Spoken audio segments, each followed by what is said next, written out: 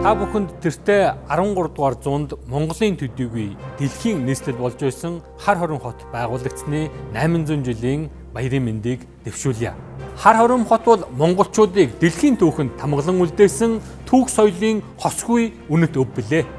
Тийм ч учраас Хар хорин хот өнөөгийн монголчуудын тусгаар тогтнол, эв нэгдлийн бэлэг тэмдэг, үндэсний бахархал мөнөөс мөн билээ.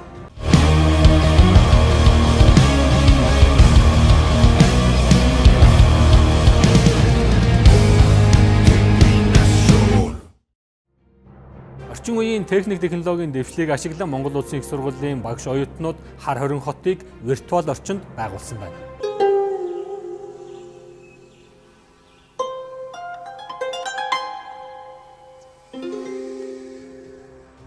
Хар хорин хотыг виртуал орчинд байгуулах төслийн санаачлагч, удирдагч Монгол Улсын их сургуулийн доктор профессор Инхбаяр багшийг урьж байна. Сайн байцгаана уу? Та бүхэндээ юуны өмнө Монголын эзэнт гүрний нийслэл Хар хорин хот байгуулагдсны 800 жилийн мэндийг хүргье. Шинжлэх ухааны технологийн өсрөнгөө хөгжлийн 90 үед олон шинэ технологиуд гарч бид бүхний амьдралд нэвтэрж байгааг та бүхэн мэдэж байгаа. Эдгээр технологиудын тусламжтайгаар та бүхэн урд өмнө огт очиж үзээгүй газраа очиж үзэх, цаг хугацааны аял хийж өвөг дээдсийнхаа түүх өв соёлтой танилцах, тэр түүхэл өөр гариг ертөнцийн очиж тэр гариг ертөнцийг хэрхэн ямархуу орчинд байдаг гэдгийг мэдрэх боломжтой болсон. Манай чадварлаг залуучуудын баг эрдэмтэн судлаачтай хамтран нэгэн зорилгын дор нэгдэж жил гаруй хугацаанд ажилласны үр дүнд 800 жилийн өмнө Хар хорин хотыг виртуал орчинд байгуулж энэхүү хотыг түүх соёлыг та бүхэнд танилцуулахад бэлэн боллоо. Түүнчлэн Монголын түүхээ судалж байгаа оюутан залуучууд та бүхэн түүхэн хичээлийнхаа нэгэн хэсгийг шинжлэх ухааны технологи ашигласан энэхүү дэвшилт дараагаар судлах боломжтой болсон гэдгийг болгоё.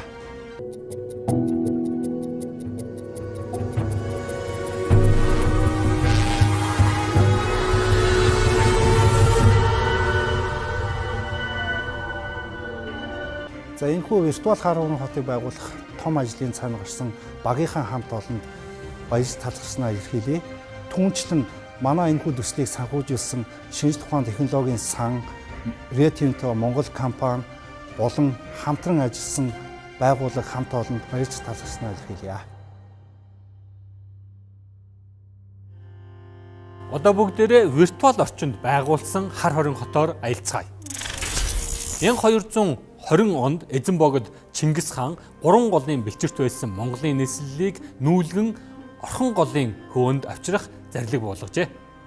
Харин түүнээс хойш Өгөөдөө хаан дэлхийн өнцөг булан бүрээс сор улсан уран дарахчдыг цуглуулан Хар хорин хотыг бүтээсэн түүхтэй. Монголчуудыг дэлхийд нүүдэлчин соёл иргэншилтэй байсныг нь маш тод мэдэх бөгөөд харин суурьшмал соёл иргэншил бүтээж байсан тухай түүхэн баримт бага байдаг. Харин Хар хорин хот гэдэг бол монголчууд суурьшмал соёл иргэншил бүтээж байсны түүхэн хамгийн том баримт юм а. Энэ хотоос их хааны зарлигийг өөртөлсөн элч нар 408 зохиост өртөө улаа дамжин довтолгож дэлхийн хэргийг шийддэг байсан тул дэлхийн нийслэл хэмээн нэрлэдэг байжээ. Тухайн цагийн төмөн хэл олон соёлын сорон болсон эрдэмтэн мэргэд Хар хорин хотод чуулж эрдэм мэдлэгээ уралдуулж байсан бол харин худалдаа наймаачид дэлхийн өнцөг булан бүрээс бараа таваар авчирч мөн урчууд мэдлэг ур ухаанаа уралдуулан дэлхийн амьдрал бужигнж байдаг учраас Хар хорин хотыг дэлхийн нийслэл хэмээн нэрлэж байсан яхаарахгүй зүй ёсны хэрэг юм а. Хар хорин хотын дөрвөн хаалган дээр мал болон малын сүү, цагаан эдээний захууд ажиллаж олон мянган хүнтэй энэ хотыг хүнсээр хангаж байсан гэдэг. Мөн урчуудын хороо бол тэр хэсэг тарагдж байна. Энэ замын уулзуураар хот дөрвөн хэсэгт хуваагддаг. Урд талд их хааны ордон, баруун хойд талд монголчуудын гэр хороо харагдж байна. Харин энэ зүүн хойд талд Сарацины хороо буюу олон шашны сүм хийдүүд байрлаж байсан хэсэг юм а. Одоо бүгдээрээ Өгөөдөө хааны үед их хотын өмд төрхийг олоод байсан Хар хорин хотын дөрвөн замын уулзуур хэсэгт очицгоё. Энд дэлхийн өнцөг булан бүрээс ирсэн дарахчууд, мужаанууд, гар урчууд их хотын хүн амыг өргөн хэрэглээний бараа таваараар хангаж байжээ. 13 дугаар зууны үеийн Хар хорин хотоор энэ миний үеийн тодорхой сэтгэлээр аялаагүй бараг байхгүй хаа. Одоо яг бид энэ Хар хорин хотыг тугуудамжны уулзуур дээр ирээд байна. Эндээс Сарацин ороод Катан ороод гээд үндсэндээ манай хар орон их хотын маань худалдааны дүүрэг гэж болно да. Энэ худалдааны дүүргийн онцлог нь энэ дотор одоо тухайн үеийн 13 дугаар зууны хамгийн их түгээмэл ертөнцийн олон шашинтнууд нэг дор амьдарч худалдаагаа эрхэлж өөрсдийнхөө шашин мөрөглөө явуулж байсан ийм газар. Энийг бол шашны асуудал урсгалсан баруун Европ, Арабын ертөнц, Исламын ертөнц бол үнэхээр үнэмшмээргүй сонин ийм их хот байсан гэдэг юм. Энд амьдарч байсан ямар шашны хүмүүс хоорондоо хэрэлдэж маргалддаг, дайн дэмжил болдгоо байсан Монголын тэр үеийн их хаад ялангуяа Өгөөдөө хааны уламжилсан, Чингис хаанаас уламжилсан Өгөөдөө хааны баримталж явсан Монголын төрийн агуу инхтайвч бодлогын үр нөлөө байсан. Энэ тухай анхудаа Европод мэдээлсэн хүмүүс алдарч жуулчин Италийн Марко Поло байдаг. Энэ үний яриг тухайн үед бол үнэмшихгүй. Бараг л тэр зууны худалж гисэн нэр цол оноож байсан тухай манай түүхэн уран зохиолууд зөндөө бичигдсэн байдаг, та бүхэн мэднэ. Ингээд Сарацин хороол гэдэг маань үндсэндээ лалынхных, Картай хороол гэхээр энэ бол Катан зүрчин нарын суурьшдаг газар байсан болтой байгаа юм. Тэд нар өөрсдийнхөө худалдаа арилж байгаа эрхэлдэг. Ялангуяа Катан хороол дотор бол гар модон урлан модон эдлийн 8 хичээл худалдаа шир элбэг байсан болтой байгаа юм. Сарацин хороол нь болохоор Густаво гаргалдаг гэх мэт ийм онцлогуд байсан тухай сурвалж бичгүүд мэдээлдэг л дээ. Ер нь л худалдааны гудамжаас Сарацин хороол руу дамжуулаад харахад бол Хар Урматын тэр үеийн Монгол төрийн гадаад худалдааны бодлого, инхтайвч бодлого бүх юм тодорхой харагдж байсан ийм л газар да.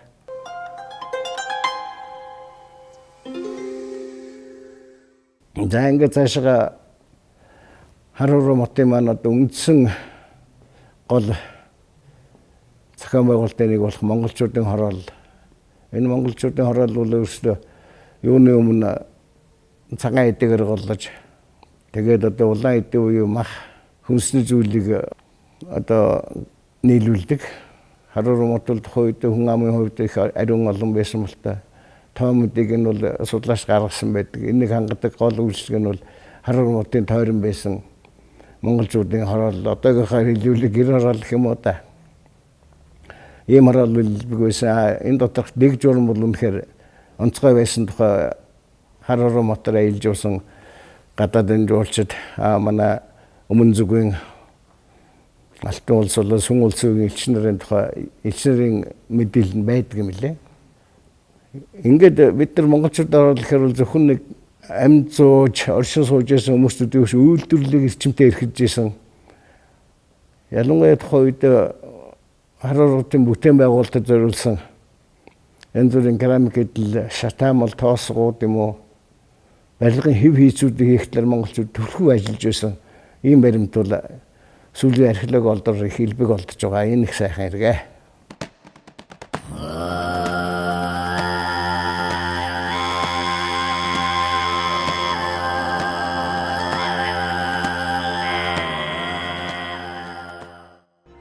Миний энэ хойно харагдаж байгаа өндөр байгууламж бол цогт их сүм буюу Хар хорин хотын хамгийн өндөр байгууламж байгаа. Цогт их сүмийн тойр сансаас авсан гэрэл зурагт хамгийн тод гардаг бөгөөд 38-ыг харьцах нь 38 м2 хэмжээтэй 300 тохой буюу 90 м өндөртэй 5 давхар нүсэр байгууламж байжээ. 1940 онд судалгаа хийсэн Монгол зөвлөлтийн эрдэмтэд энэхүү барилгын тойрыг Их хааны өргөө хэмээн үзэж байсан. Энэ таамаглал 60-аад жил үргэлжилж харин сүүлийн үеийн судлаачид энэ бол хааны өргөөний тойр биш харин буддын шашны сүм байжээ хэмээх дүгнэлтэнд хүрсэн байгаа. Их Монгол улсын Мандан Бадралыг бэлэгдэн буддын шашны энэхүү сүм хийдийг байгуулсан хэмээн эрдэмтэд үздэг юм байна. Өнөөс үзвэл тухайн цагт буддын шашин ямар нэр нөлөөтэй байсныг бид олж мэдэж болох бөгөөд тухайн цагт Хар хорин хотод 12 буддын сүм хийд Христийн 2 сүм, Исламын 1 сүм байжээ.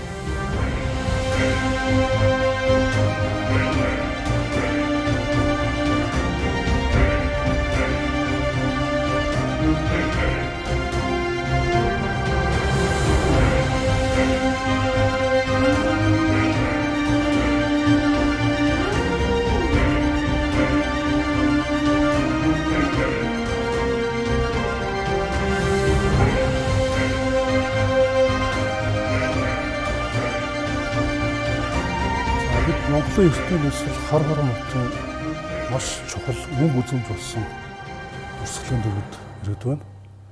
За одоо Үр хангай аймгийн хар хорон сум энэ нутагт Эрдэнэсүн хийдийн ард ирсэн хэмт боловч нэг том гэрэл төшөөнөөс суур чулуун мэлхийг хүн болгон мэднэ. За энэ бол 1346 онд Яваан улсын хаан Тоон Төмөр хааны зорилгоор 1347 оны үест хар хором хотод Монгол Нангад хоёр хэлээр зохиож бичсэн том гэрэл төшөөнөөс суур юм а. За энэ хөшөөнд өгүүлснээр Чингис хаан их хор суусан 15 дугаар он буюу цагаан луу жил өөрөөр хэлбэл нийтийн он тооллын 1220 онд хар хоромд эзэнт гүрний нийслэлийг байгуулсан тухай өгүүлдэг. За энэ нь бол энэ 2020 онд Монголын эртний нийслэл хар хором хот үүсэн байгуулагдсны түүхт 800 жил яваад төхөж байгааг гэрчлэх албан ёсны баримт болж байдаг юм а. За энэ бичигт өгүүлснээр бол Өгөөдөө хааны үед их харж барьсан. За дараа нь Мөнх хааны үед 1256 онд Бурхны шашны аврах том сумыг барьж байгуулсан тухай өгүүлдэг. За энэ сум бол 5 давхар өндөр өшөө 300 чи. За эзэнт гүрний хэмжээнд түүнтэй тэнцэх, энэ зэрэгцэх сүр жавхлантай ийм барилга байхгүй байсан тухай өгүүлсэн байдаг. За энэ бол эзэнт гүрний хэмжээнд нэг онцгой эрхэмшигтэй байсан учраас Монгол хаад энэ сумыг хуучирч муудах үед тусгаалan анхаарч улсаас хөрөнгө гаргаж 2 удаа их хэмжээний засвар хийлгсэн байдаг. Түүх археологийн баримтаар цогтөг сүм хэмээх буддын шишний сүм хэд байсан нь тодорхой бөгөөд харин барилга архитектурын хувьд ямар онцлогтой байгууламж байсныг одоо та бүхэнд танилцуулъя. Хар хоромд байсан тухайн үеийн одоо барилгуудын нэг жишээ бол цогтөг сүмийн барилга байгаа. Цогтөг сүм бол анх Өгөөдөө хаан суурийн тавиад яг Мөнх хааны үед одоо сүмдэрлэн болсон тухайн үед хар хормын хамгийн одоо өндөр сүрлэг тийм сүм байжээ. Энэ сүм нь болохоор 1342-оос 46 он сэргээн засварлаад тэгээ сэргээн засвуулсны дараа одоо Тоон Төмөр хаан Яваан улсыг мандуулах бас асар гэж нэр өгөх зарлага болгож тэрний дагуу одоо түүн зориулсан дурсгалын хөшөө барьсан байдаг. Тэр засварын үеэр бол нэлээд их одоо өөрчлөлт хийсэн байна. Ер нь бол сүм бол тэр дурсгалын зориулсан хөшөөн дээр бол өндөр нь бол 300 чи 5 давхар тийм сүрлэг цогтөг сүм гэж бичсэн байгаа. Тэгэхээр 300 чи гэдэг маань бол чигийн хэмжээ бол улс бүхэнд янз бүрийн хэмжээтэй байсан тухай үед жишээлбэл Таан улсын үед 1 чи гэдэг бол 29.6 см байсан бол одоо яг 11-ээс 12 дугаар зууны үед бол 31.6 см. Тэгээд дараа нь Тоон Төмөр хааны үед 32 гэд яг одоо эцсийн одоо өнөөдрийн бидний мэдж байгаа энэ стандартт тогтоосон 33 санжийг бол Чин улсын үед яг тогтоосон байгаа. Өөрчлөлтгүйгээр. Тэгэхээр яг 11 12 дугаар зууны үеийн чигийн хэмжээгээр ботхоор энэ маань 94.8 м шахуу тийм өндөр барилга байжээ гэж төсөөлөгдөж байгаа. Тэгээ барилга маань өөрөө бас өөрийн гэсэн одоо суурьтай давцсан нь болохоор 2 м өндөр. Тэгээ дээр нь одоо ганжир нь бас нэг 2 м гэх юм бол дунд хэсэг нь одоо нэг 80 м тийм нэлээд өндөр асар байж. Тэгэхээр ерөөсөө л одоо тухайн үеэсээ одоо хамгийн өндөр барилга нь бол энэ цогтөг сүм байжээ гэсэн юм төрж байгаа одоо модон барилгаас.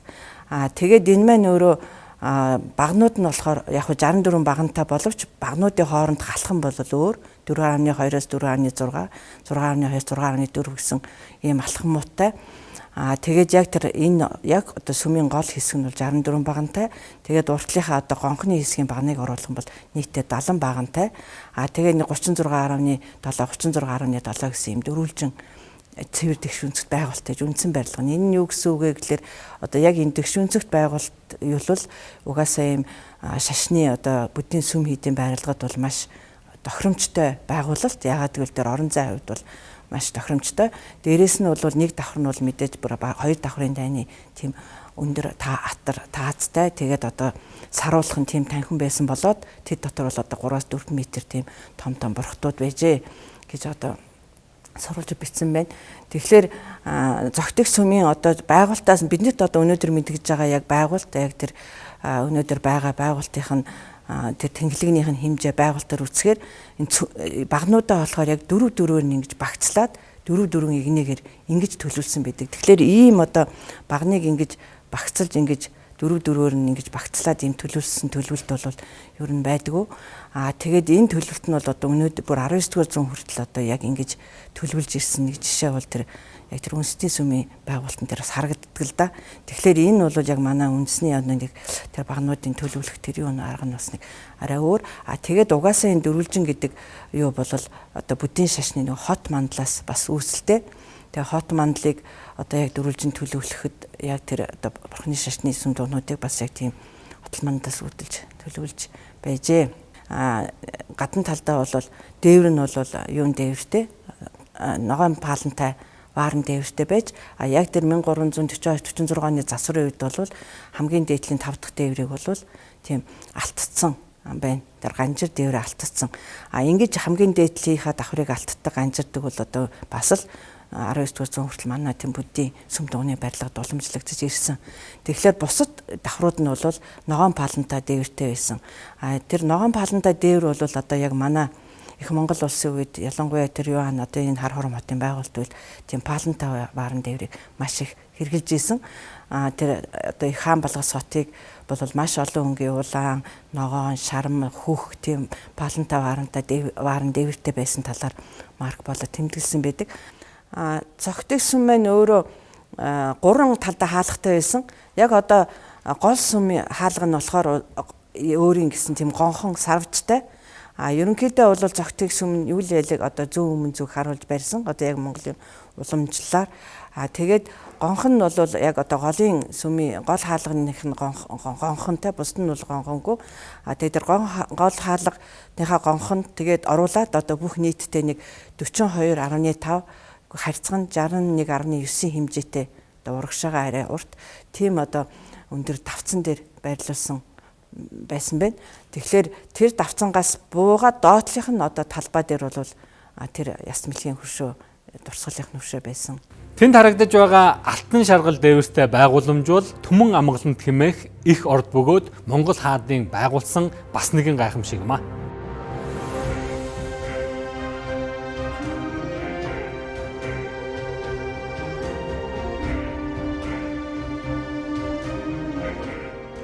Хар хорон хотын хэрмэн дотор байх энэ хааны ордон давхар хэрмэн хамтай байсан ба дөрвөн талдаа хаалгатай ордон хот маягтай байжээ.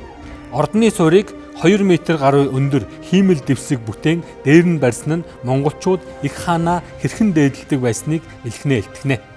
Энэ л ордонд их Монголын хаан эрдэмтэн сайдуудынхаа хамтаар дэлхийн хүн ардын явдал мөрийг залсан хууль дүрэн баталж шийдвэр тушаал гаргаж түүнийг нь эзлэгдсэн орных нь ягштал даган мөрддөг байжээ.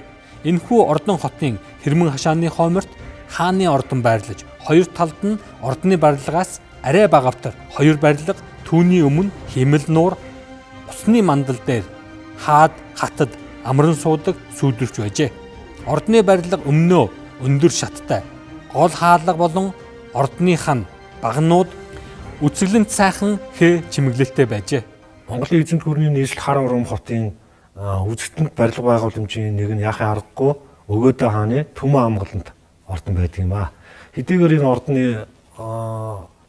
туур болон юм нь үлдээгөө боловч тухайн үед амьдарч байсан хүмүүс түүний тэмдэглэл рубрик болон жөөний тэмдэглэлүүдэд хааны ордон хэрхэн сүрлэг хэрхэн байсан тухай баримт зөндөө байдаг юм аа.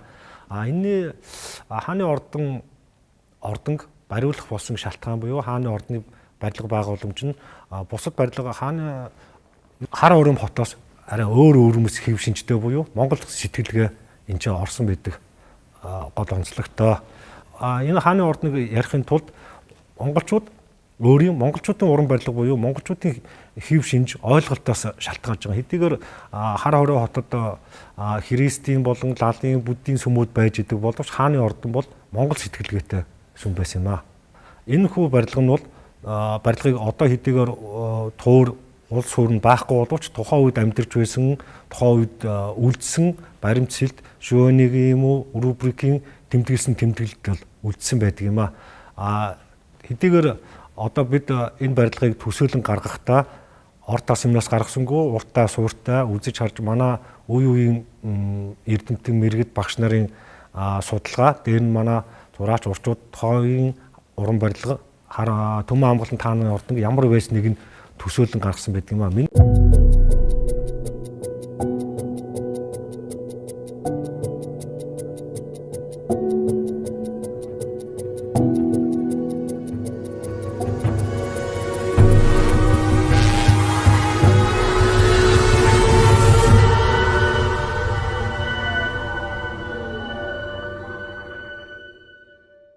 Төмөн амгалант ордон 64 багантай, ногоон паалан тоосхон шалтай, олон тансаг сайхан том өрөө тасалгаатай, хваар зурд сийлсэн хан таацтай, луу, арслан, барс зэрэг амьтдын баримлаар чимгэлсэн тансаг сайхан ордон байжээ. Энэ ордонд байсан бас нэгэн гайхалтай урлагийн бүтээл бол 4 м өндөртэй мөнгөн мод юм. Энэхүү мөнгөн модыг мөн хааны зарилгаар Францын уран дархан Вильгельм фон Бушег бүтээжээ. Тэрбээр модны орой дээр загалмайтны шашны нэгэн чухал бэлэгдэл болох сахиусан тэнгэрийг уралсан бөгөөд сахиусан тэнгэр бишгүрээ үлээхэд олон тонны цоргоор эдэн ундааны дээж ориглон гарч эзэн хааны зочдыг дайлдаг байжээ. 1252 онд Францын 9-р Людвиг хааны зарилгаар Вильям де Рубрук хэмээх элчийг тухайн үеийн Их Монголын эзэнт хүрэн рүү элчээр явуулсан байдаг. Илч Рубрук явсаар 1253 оны 12 сард Их Монгол улсын нийслэл Хар хорим хотноо ирж Мөн хаантай уулзсан Людвиг хааны захидлыг дамжуулаад буцсан байдаг. Францын 9-р Людвиг хааны зарилгаар Их Монгол улсад айлчилсан Вильям де Рубрук аяллаа тэмдэглэлдээ хааны ордон дотор байдаг мөнгөн модны талаар маш наривчлан дүрслэн бичсэн байдаг. Түүний энэхүү тэмдэглэлийг ашиглан виртуал орчинд бид энэхүү мөнгөн модыг бүтээсэн юм. Энэхүү хааны ордны тухай Жуаны Чингис хаан дэлхийг байлдан дагуулагчийн түүх бүтээлдээ тэмдэглэн үлдээжээ. Тэрбээр хотын дэргэд хаан зориулсан 4 үүдтэй том цэцэрлэг байгуулагдлаа. Цэцэрлэгийн нэг үүд нь дэлхий дахныг захирагч их хааны, нөгөө үүд нь хааны хүүхэд ах トゥ нарын, 3 дахь нь хааны хатад бүсгүүчүүдийн, 4 дахь нь хотын оршин суугчдын зорчих үүд байлаа. Энэ цэцэрлэгийн дунд цэцэрлэгийн үүдтэй ижилхэн үүдтэй ордон байгууллаа. Дотор нь 3 игнээ суудал бүхий хаан ширээ босгожээ. Хаан ширээний гол суудал хаан өөрөө заларна, нөгөө суудалд хаттан суун, хаан ширээний арын суудалд харин сүнчид болон ордны зарцнаас сууна. Ордны баруун зүүн хоёр талд хааны ах トゥ нар хөвгүүдийн болон харуул манааны хээ угалз зураг чимэг бүхий орд харш орон байр байрладаг хэмээн тэрбээр тэмдэглэлдээ бичжээ. Тэмдэглэлээс үзвэл хааны ордон хэрмэн хашаатай, 4 талдаа хаалгатай ордон хот маягтай байжээ. Хэмээн бичиж үлдээсэн дээр үндэслэн орчин цагийн археологийн түүхэн олдрууд дээр үндэслэн энэхүү мөнгөн модны 3D их загварыг гаргасан болно.